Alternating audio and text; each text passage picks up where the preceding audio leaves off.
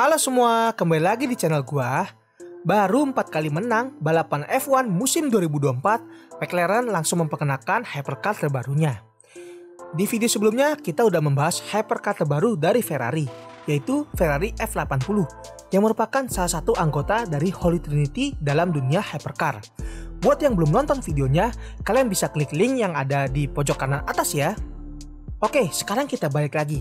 Nah, jadi di video kali ini kita akan membahas anggota yang kedua dari Holy Trinity, yaitu McLaren W1, yang rilisnya itu lebih dulu daripada Ferrari F80, tepatnya di tanggal 6 Oktober 2024. Sebenarnya, pemilihan tanggal ini nggak sembarangan, karena tanggal tersebut bertepatan 50 tahun mereka ketika mendapatkan gelar juara dunia, pembalap dan juga konstruktor untuk pertama kalinya di F1 musim 1974 bersama sang legenda Emerson Fittipaldi.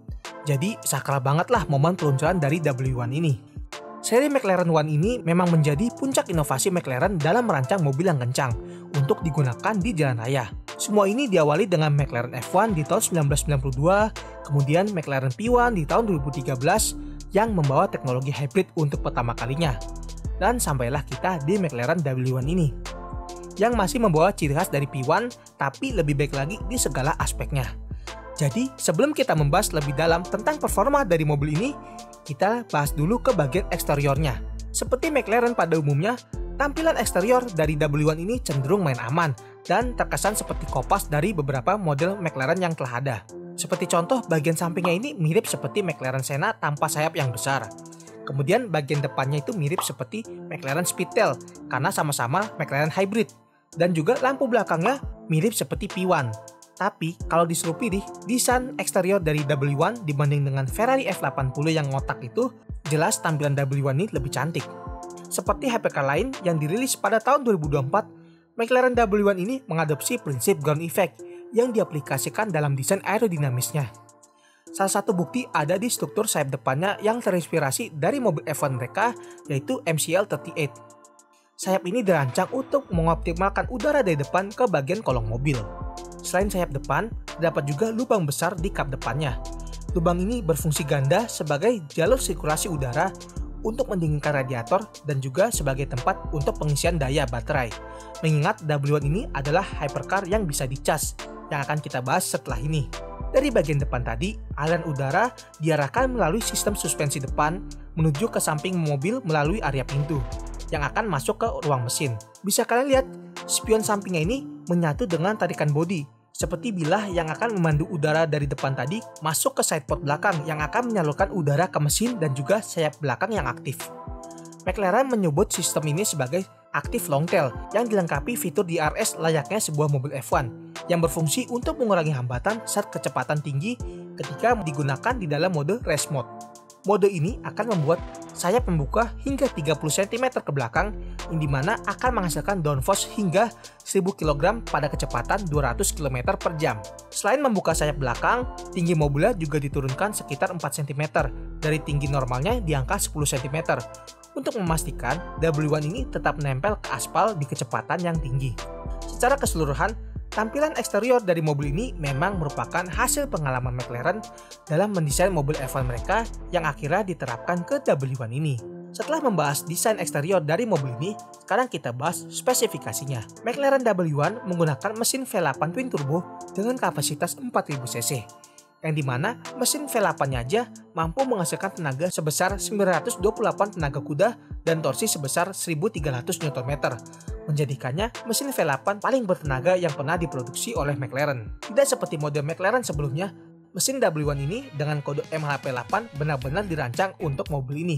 Karena ini adalah mobil hybrid, mesin V8 tadi dipasangkan dengan motor listrik yang ditenagai dengan baterai dengan kapasitas 1,46 kWh yang disebut oleh McLaren sebagai e-modul yang diadaptasi dari teknologi mobil balap mereka di IndyCar. Motor listriknya aja mampu menghasilkan tambahan tenaga sebesar 347 tenaga kuda.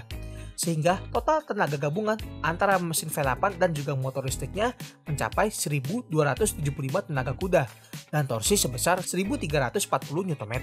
Tenaga ini disalurkan ke roda belakang melalui transmisi dual clutch 8 speed Sistem hybrid pada W1 ini nggak hanya berfungsi sebagai tenaga tambahan, tetapi juga memungkinkan untuk mobil berjalan dalam mode full EV sejauh 2,6 km. Meskipun jaraknya terbatas, sistem hybrid W1 ini masih lebih baik dibandingkan Ferrari F80. Tenaga yang luar biasa tadi dikombinasikan dengan bobot mobil yang ringan banget, yaitu 1.399 kg. Berat ini dicapai berkat penggunaan sasis berbahan serat karbon yang disebut oleh McLaren sebagai Aeroshell, dan komponennya yang sebagian besar dibuat dengan teknologi 3D printing. Bahkan, berat mesin V8-nya dan juga motor listriknya itu hanya sekitar 20 kg. Gak heran, McLaren tuh cuma masang satu motor listrik di roda belakangnya, karena fokus pada efisiensi berat, sehingga perlu skill khusus dan gak sembarang orang bisa nyetir mobil ini di jalan raya. Berdasarkan data tenaga yang udah gue sebutin sebelumnya, W1 ini mampu menempuh akselerasi 0-100 dalam waktu 2,7 detik dan top speednya ada di angka 350 km per jam yang telah diuji dalam kondisi tertutup di fasilitas khusus milik McLaren. Kalau angka akselerasinya ini kita bandingkan dengan Ferrari F80, W1 ini lebih pelan sedikit, yaitu 0,5 detik dibanding Ferrari F80. Karena F80 ini menggunakan penggerak all-wheel drive sehingga minim sekali power loss-nya. Setelah membahas performa dan juga eksterior dari W1, sekarang kita masuk ke bagian interiornya. Salah satu hal yang langsung mencuri perhatian gue adalah model bukan pintunya. Gak seperti McLaren yang lain dengan model pintu butterfly, pintu dari W1 ini menggunakan model gullwing yang akan memudahkan akses keluar masuk mobil. Ketika pintunya dibuka, elemen aerodinamis di bodi mobil juga ikut terangkat, sekaligus memperlihatkan sasis monokok yang disebut sebagai aeroshell tadi yang menjadi struktur utama dari mobil ini. Masuk ke dalam kabin, suasana di dalamnya layaknya seperti kokpit pesawat jet. Yang dimana pembeli dari mobil ini pasti udah punya jet pribadi juga. Bisa kalian lihat absennya tuas transmisi di konsol tengah, kemudian digantikan dengan cup holder ini, sehingga tombol transmisi dipindahkan ke bagian atas kabin untuk memberikan nuansa futuristik.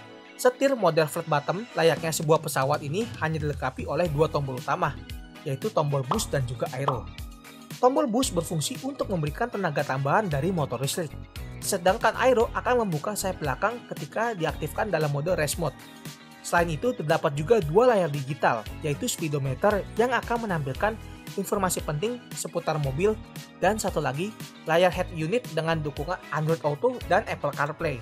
Bayangkan kalian lagi track day di kecepatan 350 km per jam, sambil dengerin Spotify. Wah, kalian bisa karaokean tuh di dalam mobil. Sekarang lanjut ke bagian kursinya, yang dibuat terintegrasi langsung dengan sasis monokoknya untuk menjaga bobot mobil itu tetap ringan. Walaupun dibuat menyatu dengan sasis, posisi setir dan juga pedalnya ini bisa disesuaikan dengan karakteristik pengemudinya. Menariknya, di belakang kursi tadi terdapat ruang penyimpanan kecil, sesuatu hal yang jarang untuk sebuah hypercar. Jadi, ruangan ini bisa digunakan untuk menyimpan barang ringan seperti baju balap ataupun helm, dengan cara melipat headrest kursinya. Semua material interiornya didominasi oleh serat karbon dan juga komponen 3D printing. Pendekatan ini nggak hanya memberikan kesan modern, tapi juga untuk menjaga W1 ini tetap ringan. Jadi, setelah kita tahu semua detail dari mobil ini, kira-kira berapa harganya? McLaren menjual W1 ini di harga 2,6 juta dolar Amerika atau setara 41 miliar rupiah. Yang diproduksi sebanyak 399 unit. Mobil ini akan mulai diproduksi secara massal di tahun depan. Harga dari W1 ini bisa dibilang jauh lebih murah dibanding Ferrari F80 dan lebih eksklusif juga. Tapi ya gitu, semua stok dari W1 ini udah ludes dipesan. Tinggal kita tunggu aja performanya dari W1 ketika dites di sirkuit. Karena baru Ferrari aja yang berani unjukin dirinya ke sirkuit langsung. Jadi bagaimana menurut kalian? Apakah McLaren W1 ini lebih baik daripada Ferrari F80? Tulis pendapat kalian di bawah ya. Jadi, sampai di sini dulu untuk video kali ini. Makasih banyak buat yang udah nonton. Sampai ketemu di video berikutnya. Dah!